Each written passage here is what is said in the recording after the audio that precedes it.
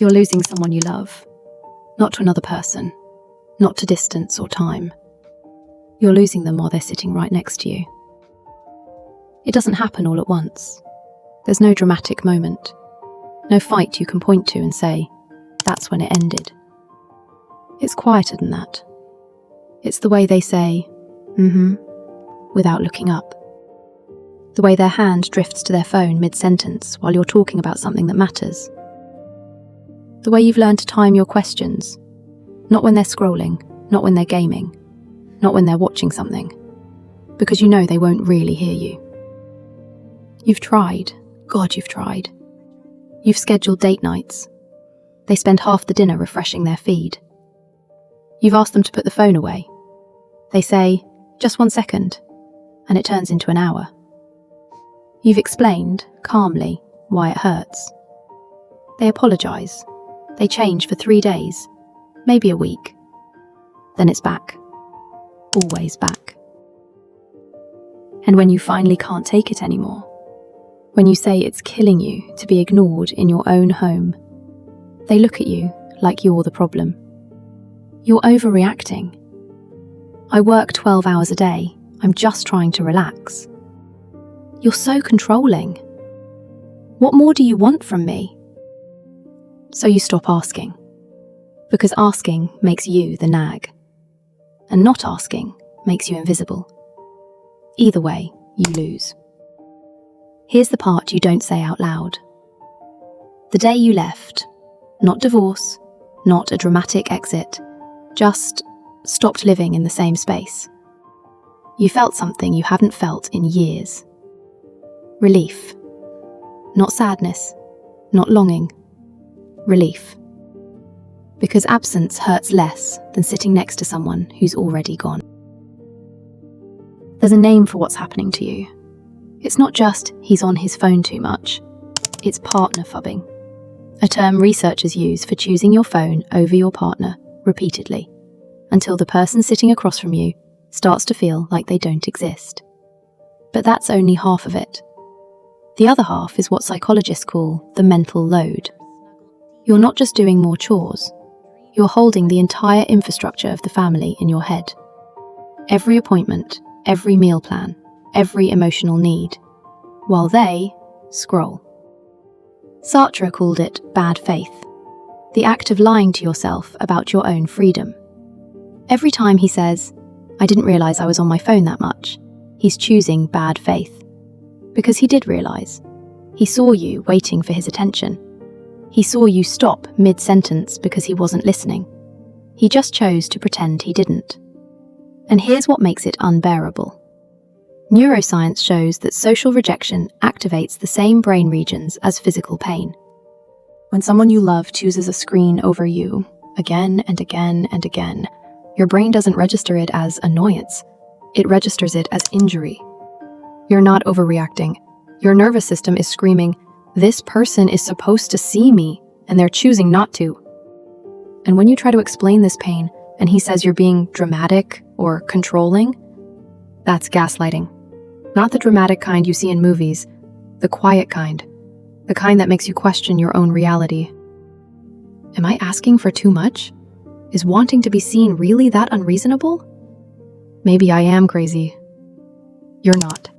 Studies on partner phubbing show it creates something called affection deprivation, the feeling of being emotionally starved even when you're physically together. And that deprivation doesn't just make you sad, it rewires how you see the relationship.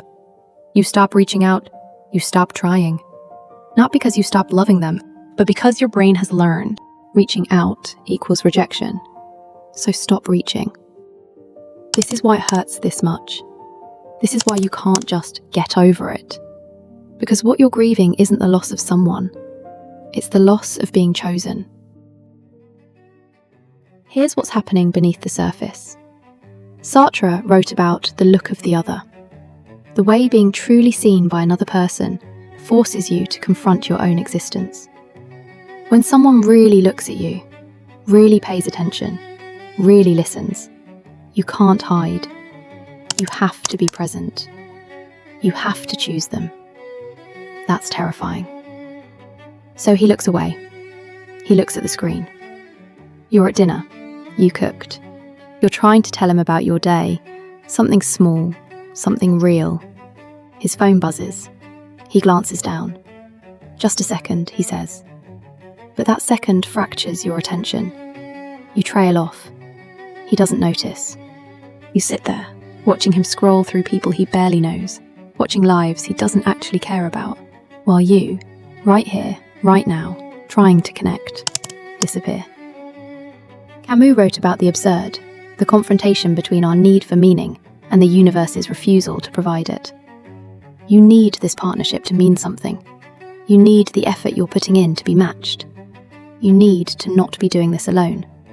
And every day, reality tells you, he doesn't have to try.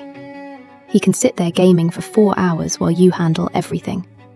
And nothing will force him to change. That's the absurd. The gap between what love should be and what you're actually living. The cruelest part? Research shows this creates a withdrawal cycle. You feel ignored. You ask for attention. He feels criticized. He withdraws more. You feel more ignored. The gap widens. And the more you try to fix it, date nights, therapy suggestions, explaining your pain in 14 different ways, the more exhausted you become. Until you don't even want him to look up anymore. Because by the time he finally does, you've already left. Not physically, maybe, but emotionally. Simone de Beauvoir understood something most people still don't. Women's unpaid labour, the cooking, cleaning, organising, remembering, emotional caretaking, isn't just unfair distribution of chores. It's an existential trap. Because while you're managing everyone else's existence, you have no time or energy to define your own. You're so busy being the support system that you've become invisible to yourself. Neuroscience backs this up. Decision fatigue, the mental exhaustion from making endless small decisions, depletes the exact brain regions you need for self-reflection and long-term planning. And he's sitting there, scrolling, unburdened. Not because he's evil, but because he's chosen not to see the labour that makes his freedom possible. Here's the paradox. The more you try to save this, the more it destroys you. You explain, you schedule, you ask, you plead. And every time, the same pattern. He apologises. He changes for 3 days, maybe a week. Then it's back. Always back. Because he's learned he doesn't have to change long term. He just has to apologise enough to make you stop asking. And you, exhausted, resentful, running on empty. You've done the math. If I'm already doing this alone, why am I doing it while watching someone choose a screen over me? The answer came back clear. You can't. You see it everywhere once you stop pretending it's normal. Morning. You're getting the kids ready, packing lunches, finding the permission slip, remembering it's library day. He's at the table, scrolling through news, drinking his coffee in peace. You ask him to help.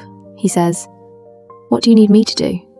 Research shows 71% of women are responsible for most household management decisions. Not tasks, decisions. The invisible work of anticipating, planning, remembering.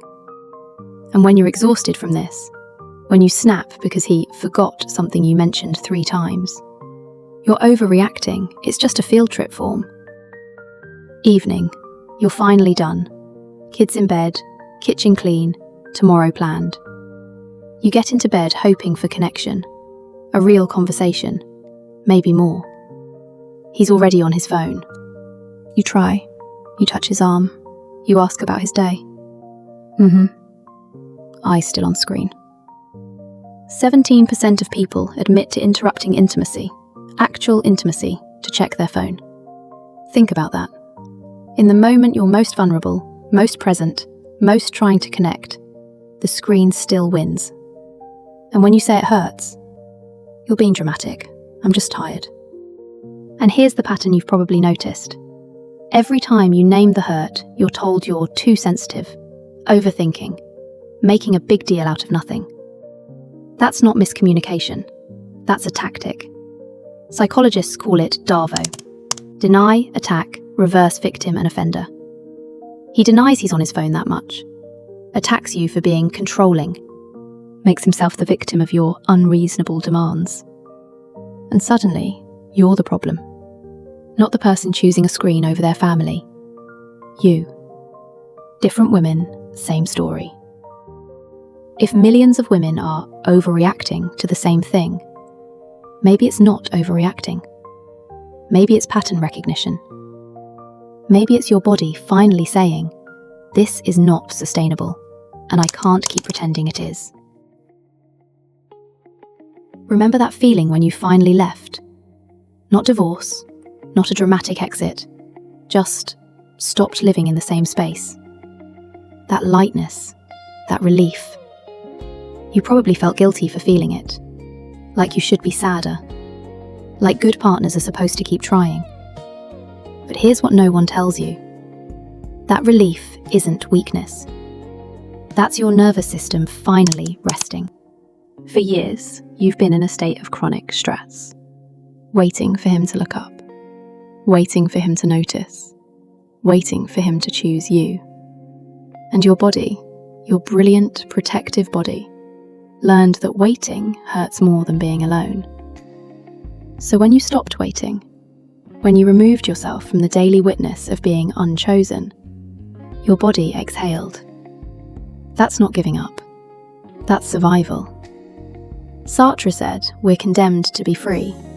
Free to stay, free to go, free to demand better, free to stop accepting less. You've been performing presence for an audience of one who isn't even watching.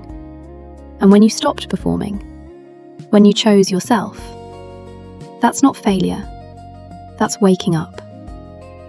Simone de Beauvoir wrote, "One is not born, but rather becomes a woman." And part of becoming is unbecoming everything they told you that you had to be. You don't have to keep carrying someone who won't walk beside you. You don't have to keep explaining your pain to someone who's invested in not understanding it. You don't have to earn the basic respect of being chosen.